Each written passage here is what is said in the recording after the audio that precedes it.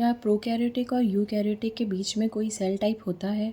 बहुत old biology books में मेसोकैरियोटिक लिखा मिलता है, लेकिन क्या ये आज भी साइंटिफिकली वैलिड है? चलिए सिर्फ 1 मिनट में समझते हैं। मेसोकैरियोटिक एक हिस्टोरिकल टर्म है जो मेनली डाइनोफ्लैजेलेट्स की यूनिक न्यूक्लियस को डिस्क्राइब करने के लिए यूज़ किया गया था। इसीलिए साइंटिस्ट ने पहले इसे प्रोकैरियोटिक और यूकैरियोटिक सेल्स के बीच का इंटरमीडिएट टाइप माना था। सबसे इम्पॉर्टेंट फीचर्स याद रखना, न्यूक्लियर मेम्ब्रेन प्रेजेंट होती है इनमें, टिपिकल हिस्टोन प्रोटीन्स एब्सेंट या बहुत अनयूजुअल होते हैं, क्रोमोसोम्स इंटरफेस में भी परमानेंटली कंडेंस रहते हैं, डीएनए न्यूक्लियस के अंदर होता है लेकिन उसकी पैकेजिंग नॉर्मल यूकैरियोट से अलग होती है।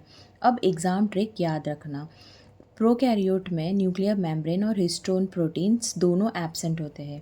यूकैरियोट में न्यूक्लियर मेम्ब्रेन और हिस्टोन प्रोटीन्स दोनों प्रेजेंट होते हैं, बट इन मेसोकैरियोटिक जो हिस्टोरिकल है उसमें न्यूक्लियर मेम्ब्रेन प्रेजेंट होती है, हिस्टोन्स एब्सेंट होती है, क्रोमोसोम्स परमानेंटली कंडेंस रहते हैं।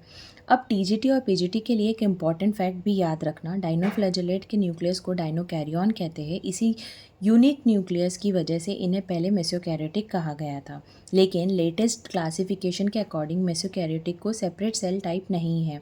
आज डाइनोफ्लैजेलेट्स को सिंपली यूकैरियोटिक प्रोटिस्टिस माना जाता है। फाइनल एग्जाम टिप ये है, अगर ओल्ड बुक या प्रीवियस ईयर क्वेश्चन में मेसोकैरियोटिक ऑर्गेनिज्म के एग्जाम्पल पूछा जाए तो आंसर होगा डाइनोफ्लैजेलेट्स, लेकिन अगर मॉडर्न क्लासिफिकेशन पूछी जाए तो आंसर होगा यूकैरियोटिक प्रोटिस्टिस। ये बायोलॉजी एग्ज़ाम का फेवरेट क्वेश्चन है, इसलिए डिफरेंस कभी मत भूलना।